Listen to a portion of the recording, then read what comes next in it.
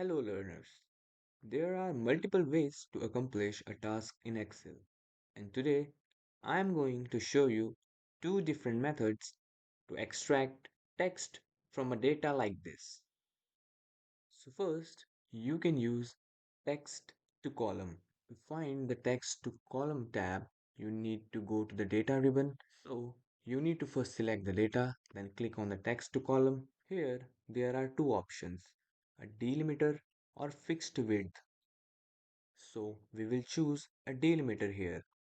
After that, we will choose what is the delimiter that is present in our data.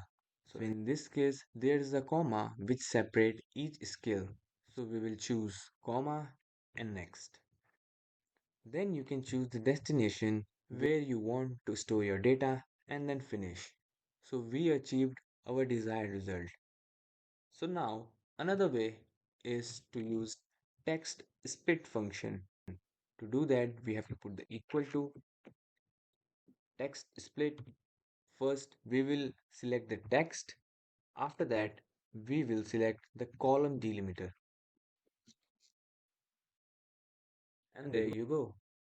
So I told you two different functions. It's up to you which one will you use.